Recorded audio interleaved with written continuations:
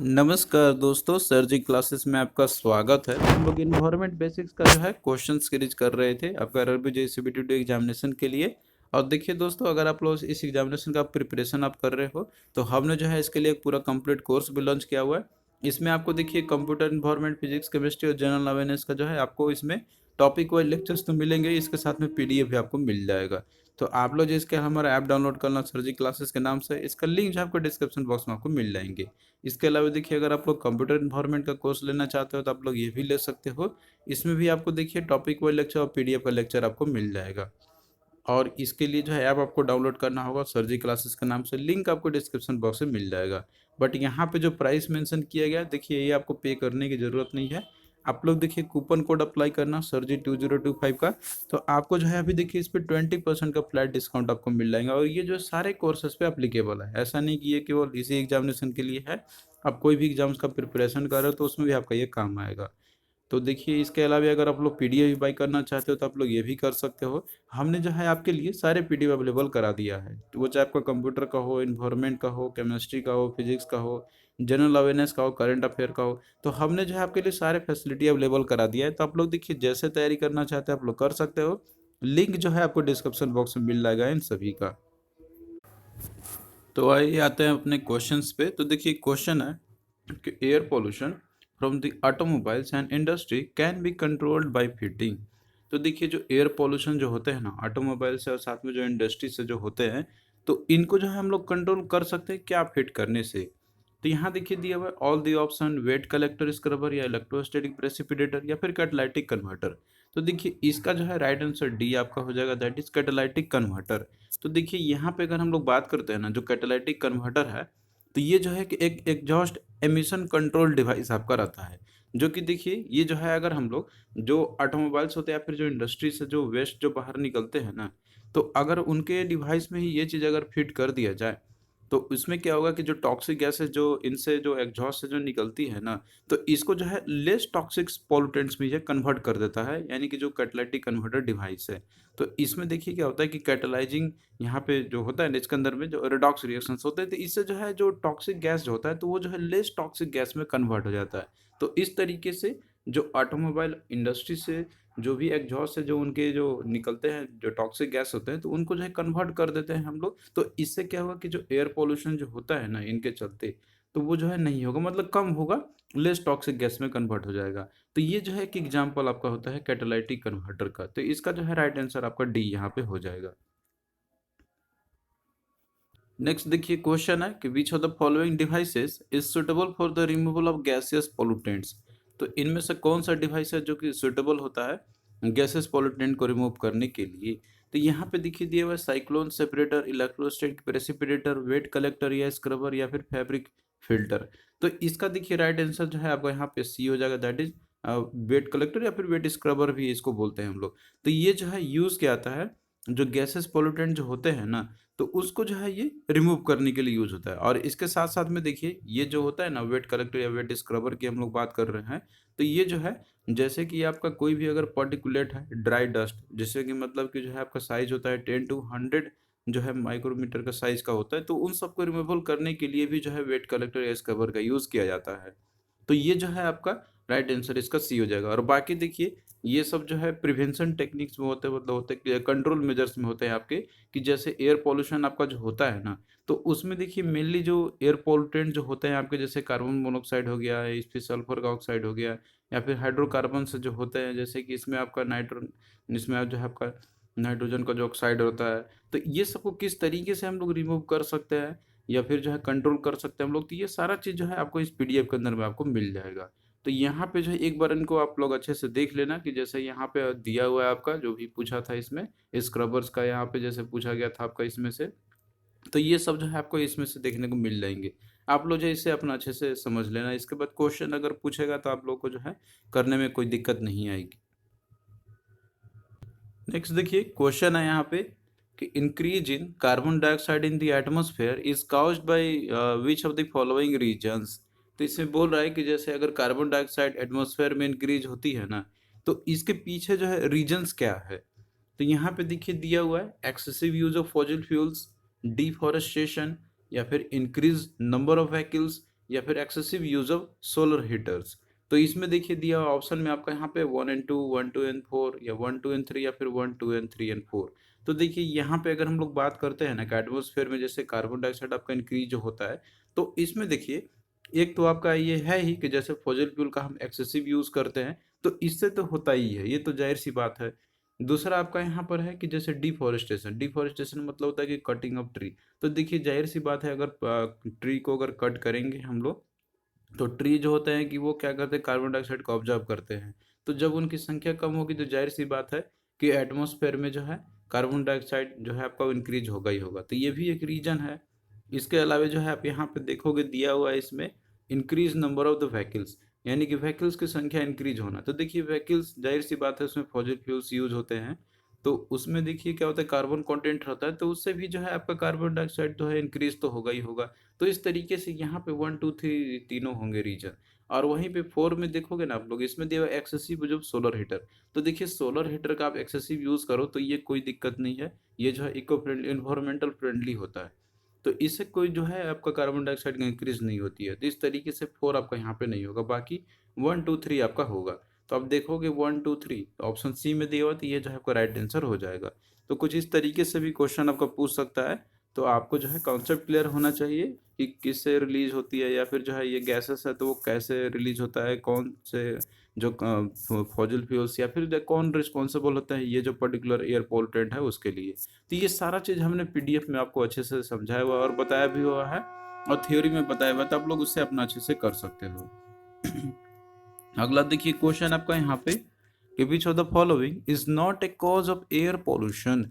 तो इनमें से कौन सा जो है आपका एक यहाँ पे कॉज नहीं है एयर पोल्यूशन का। तो यहाँ पे देखिए दिया हुआ है ना आपका, पहले देखिए दिया हुआ है यहाँ पर कि दैट इज माइनिंग ऑपरेशंस। तो देखिए माइनिंग ऑपरेशन अगर हम लोग करते हैं, यानी खनन जो कार्य किया जाता है, तो जाहिर सी बात है उससे देखिए एयर पोल्यूशन तो होगा ही होगा, क्योंकि डस्ट जो है उससे रिलीज होते हैं। तो ये तो आपका है ही एक रीजन। दूसरा देखिए यहाँ पे दिया हुआ है एसिड रेन, आपका यहाँ पे दिया हुआ है। तो देखिए एसिड रेन की अगर हम लोग बात करते हैं ना, तो ये जो है आपका एसिड रेन मतलब होता है कि जैसे जो रेन जो होता है ना, तो उसके साथ में जो है मिल के जब आपका रेनिंग से होगा तो एसिड मिल के आता है, तो वो जाहिर सी बात है वो तो बाद में इफेक्ट करेगा ही करेगा। लेकिन यहाँ पे एसिड रेन कोई एक कॉज नहीं है एयर पोल्यूशन का, बल्कि एसिड रेन खुद ही एक कॉज है आपका एयर पोल्यूशन का। तो इस तरीके से देखिए यहाँ पे एसिड रेन जो है ये कोई कॉज आपका नहीं है, बल्कि ये रिजल्ट ही है एयर पोल्यूशन का। तो इस तरीके से 2 जो है आपका राइट आंसर इसका हो जाएगा। बाकी देखिए एग्रीकल्चर एक्टिविटी किया जाता है, तो इससे भी देखिए एयर पोल्यूशन तो कॉज होते ही है, मीथेन रिलीज होता है एटमॉस्फेयर में। और बर्निंग ऑफ फॉसिल फ्यूल्स का अगर बर्निंग करते हैं हम लोग, तो जाहिर सी बात है इससे तो आपका होगा ही होगा। तो इस तरीके से ये तीनों होंगे, लेकिन जो नहीं होगा रीजन तो वो है आपका एसिड रेन का। नेक्स्ट देखिए क्वेश्चन है यहाँ पर the rain water turns acidic when it's pH falls below.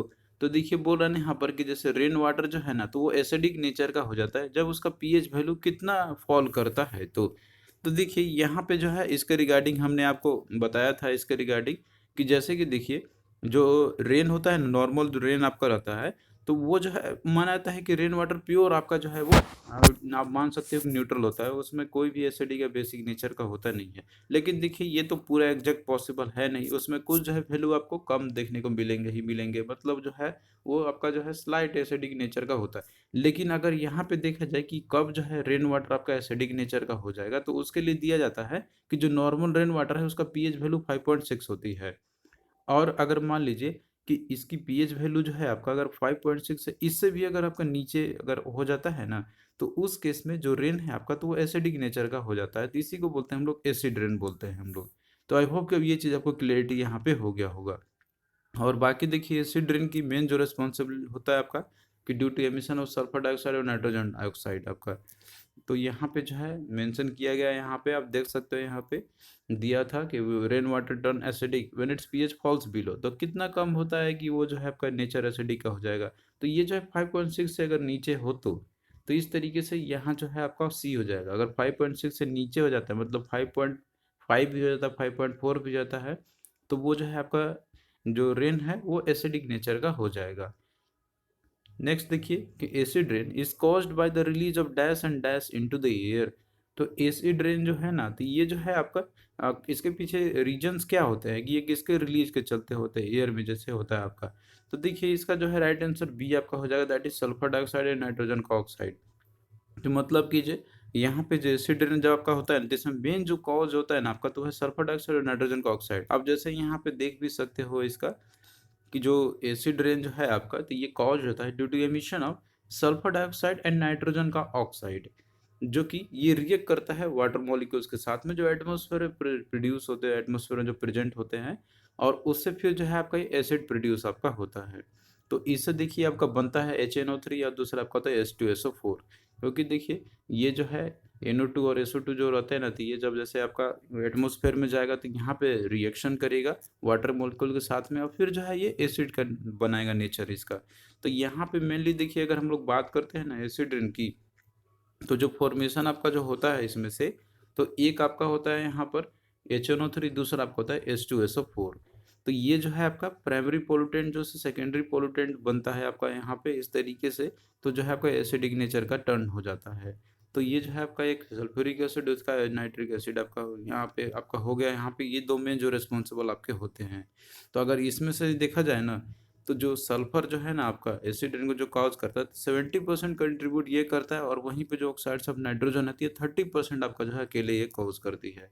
तो ये सब पॉइंट भी जो है आपको याद रखनी है। तो इस तरीके से यहाँ पे सल्फर डाइऑक्साइड और नाइट्रोजन का ऑक्साइड हो जाएगा। नेक्स्ट देखिए क्वेश्चन है यहाँ पे कि the acidity in the atmosphere is basically cause due to the emission of SOx and the NOx. The percentage contribution of SOx and NOx in the formation of acidity is। तो देखिए इसके regarding हमने आपको बताया था कि जैसे atmosphere में जो एसिडिटी जो होती है ना, मतलब कि जो एसिडिक रेन जो होता है आपका, तो मेनली उसमें सल्फर का ऑक्साइड नाइट्रोजन का ऑक्साइड के चलते होता है। तो इसमें से भी आप पूछ रहा है कि परसेंटेज कंट्रीब्यूशन किसका कितना होता है। तो देखिए इसके रिगार्डिंग भी हमने आपको बताया था कि जो यहाँ पे जो SOx का जो कंट्रीब्यूशन है, यानी कि सल्फर का ऑक्साइड का जो कंट्रीब्यूशन है, तो ये मेजर होता है 70%, और नाइट्रोजन का ऑक्साइड का होता है 30%। तो 70-30 देखिए किस में दिया, ऑप्शन बी में यहाँ पे आपका दिया हुआ है 70 रेस्पेक्टिवली बोला है, तो पहले आपका सल्फर होगा, उसके बाद 30 मतलब कि नाइट्रोजन का होगा। तो इस तरीके से बी जो है राइट आंसर आपका हो जाएगा। इसमें देखिए कोई ऑप्शन में आपको ऐसे भी दे सकता था 30 और 70 करके, तो उसमें आप सीक्वेंस देख लेना कि कौन पहले और कौन बाद में है, रेस्पेक्टिवली करके यहाँ पे दिया हुआ है। तो इस तरीके से जो है आपको ध्यान रखना है, आपको ऐसे नहीं कि पहले 70 दिया, हो सकता है कि यहाँ पे NOx को पहले लिख दिया हो और सल्फर को जो है बाद में लिखा हो। तो आप लोग देख लेना कि इसमें कौन पहले दिया हुआ है, उसी के अकॉर्डिंग जो आपको करने होंगे आंसर को। नेक्स्ट देखिए क्वेश्चन है कि the acid rain is basically cause due to the formation of secondary pollutant such as. तो एसिड रेन जो है आपका, तो ये बेसिकली देखिए कॉज होता है आपका जैसे सेकेंडरी पोल्यूटेंट जो होते हैं, तो वो उनका फॉर्मेशन होता है। तो वो कौन कौन से हैं, तो यहाँ पे देखिए जैसे कि हमने आपको बताया था इसके रिगार्डिंग, तो इसमें आपका एक तो आपका है ही इसके अंदर में कि जैसे कि आपका इसके अंदर में होता था यहाँ पर HNO3, और दूसरा आपका सल्फ्यूरिक एसिड है यानी कि H2SO4 है। तो ये दो तो मेन तो आपके हैं ही। इसके अलावा देखिए यहाँ पे दिया हुआ HCl का तो देखिए होता ही नहीं है, HCl इसमें भी दिया, ये तो आपका होता ही नहीं है। तो इस तरीके से देखा जाए यहाँ पे, तो ये जो है ऑप्शन बी वाला आपको H2SO4 HNO3, और साथ में आपका देखिए यहाँ पे दिया हुआ H2CO3। तो H2CO3 जो है आपका, तो ये देखिए कैसे फॉर्मेशन होता है। तो देखिए जब कार्बन डाइऑक्साइड और जो आपका जो वाटर का मॉलिक्यूल है, जब ये रिएक्ट करते हैं, तो इससे जो आपका कार्बोनिक एसिड बनता है H2CO3। तो ये जो है लिटिल अमाउंट में कंट्रीब्यूट करता है यहाँ पे। तो इस तरीके से ये तीन आपके हो जाएंगे ऑप्शन बी। बाकी देखिए H2SO4 और H2CO3, तो ये मेजरली देखिए इसमें आपका HNO3 तो दिया ही नहीं है। तो ये जो इसमें भी रहेगा आपको उसी को मार्क करने होंगे। हालांकि ये भी है आपका, लेकिन जो बेसिकली जो कॉज आपका रहता है सेकेंडरी पोल्यूटेंट, तो उसमें ये दो मेन तो आपका रहेंगे ही रहेंगे। तो इस तरीके से जो आपका यहाँ पे दिया रहेगा उसी को आपको मार्क करने होंगे। नेक्स्ट देखिए क्वेश्चन है कि the primary cause of acid rain around the world is. तो देखिए एसिड रेन जैसे पूरे वर्ल्ड अराउंड में जो होता है ना, तो उसका प्राइमरी कॉज क्या है, sulphur dioxide, ozone, carbon monoxide या फिर कार्बन डाइऑक्साइड। तो देखिए अगर हम लोग बात करते हैं एसिड रेन का ना, तो जो वर्ल्ड वाइड जो भी होता है आपका, तो इसका जो मेन जो प्राइमरी जो कॉज है ना आपका, तो इसमें आपका जैसे हमने आपको बताया था ऑलरेडी कि जो सल्फर है आपका वो नाइट्रोजन का ऑक्साइड है। मतलब कि सल्फर डाइऑक्साइड नाइट्रोजन ऑक्साइड जब ये कंबाइन करता है वाटर वेपर के साथ में जो एटमॉस्फेयर प्रेजेंट रहता है, और जब वही जो रेनफॉल के रूप में फॉल करेगा, तो वो आपका एसिडिक नेचर का होता है। तो इसमें अगर देखा जाए यहाँ पे, तो जो मेन जो कॉज है ना इसका, वो है आपका इसमें से सल्फर डाइऑक्साइड, क्योंकि 70% जो है कंट्रीब्यूशन अकेला ये कंट्रीब्यूट आपका करता है। बाकी देखिए इसमें जो है आपका ओजोन से तो होता नहीं, कार्बन मोनोऑक्साइड कार्बन डाइऑक्साइड से तो होते नहीं है, तो सल्फर डाइऑक्साइड जो आपका इसका राइट आंसर आपका हो जाएगा। अगला देखिए बोल रहा है, क्वेश्चन दिया हुआ है कि the pH of acid rain is, तो पीएच जो है एसिड रेन का क्या होता है। तो यहाँ पे देखिए अगर हम लोग बात करते हैं ऑप्शन में, अगर आप देखोगे यहाँ पे इसमें दिया हुआ है 6, 7 और 7.3 और 5.6 दिया हुआ है। तो देखिए हमने आपको बताया था कि जैसे एसिड रेन जो है आपका, तो वो कब एसिडिक नेचर का हो जाता है, जब उसकी वैल्यू जो है 5.6 अगर कम हो जाए तो। लेकिन ऑप्शन में आप देखोगे यहाँ पे किसी में भी जो है आपका 5.6 से कम दिया नहीं है, मतलब 5.6 इसमें दिया हो। तो देखिए जो सबसे कम जो भी रहेगा, क्योंकि देखिए एसिडिक नेचर का आपका कब होता है, जब न्यूट्रल जो होता है, मतलब कि जो आपका उससे कम आए वैल्यू, तो वही जाहिर सी बात है एसिडिक नेचर का होगा। बाकी देखिए जो आपका 7 से ऊपर जाता है तो वो तो आपका वैसे बेसिक नेचर का होता है। तो इसमें आप देखोगे एसिडिक नेचर का एक ये वाला और एक, तो सबसे कम किसका 5.6, तो आपको इसी को ही मार्क करने होंगे।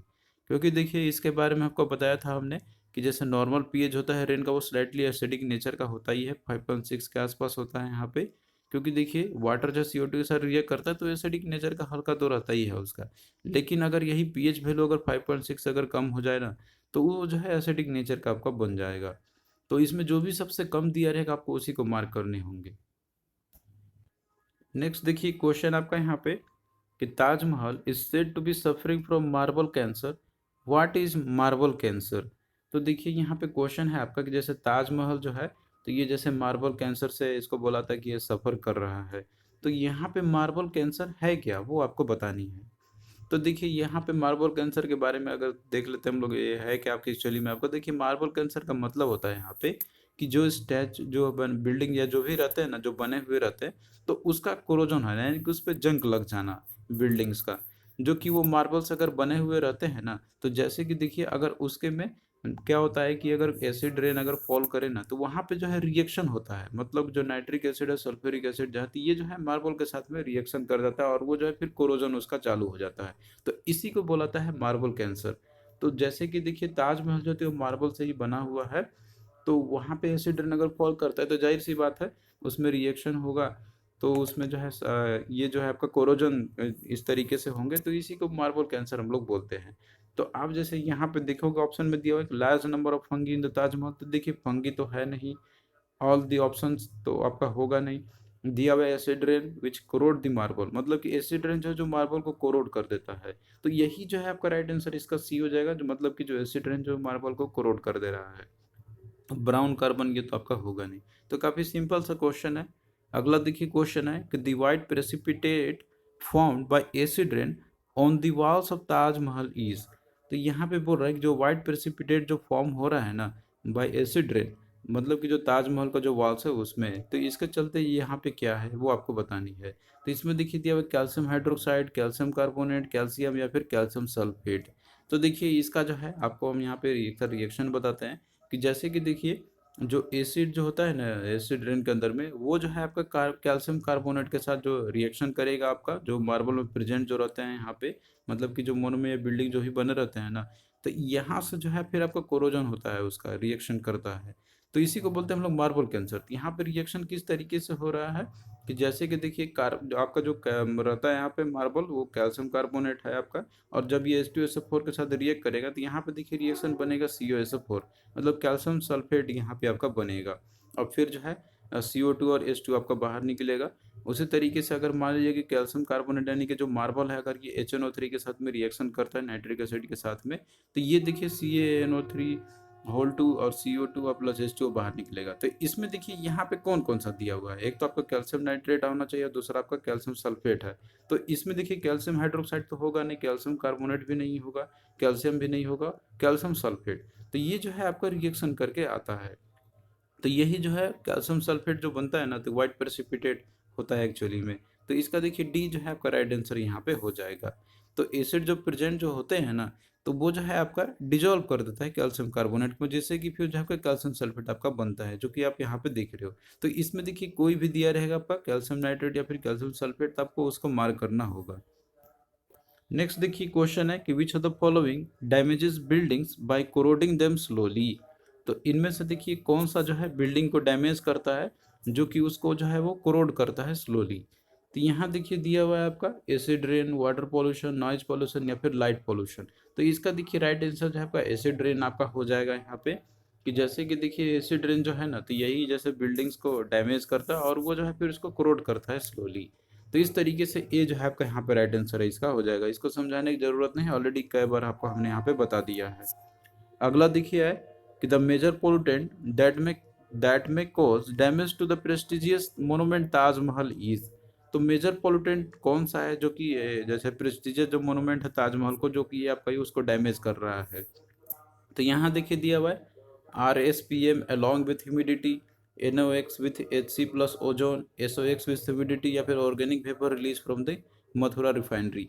तो देखिए यहाँ पे जो मेजर पोल्यूटेंट है जो प्रेस्टिजियस ताजमहल को जो डैमेज कर रहा है ना, तो जाहिर सी बात है उसमें जो सल्फर का ऑक्साइड जो है आपका, तो ये उसी का ही रिएक्शन के चलते होता है। क्योंकि जो यहाँ पे सल्फर जो डाइऑक्साइड जो है ये H2O के साथ रिएक्ट करता है, तो ये फिर बनाता है आपका सल्फ्यूरिक एसिड H2SO, जो कि आपका एक एसिड रेन होता है, एसिड रेन के फॉर्म में आपका आता है। तो इस तरीके से यहाँ पे जो है आपका सी जो है राइट आंसर आपका हो जाएगा।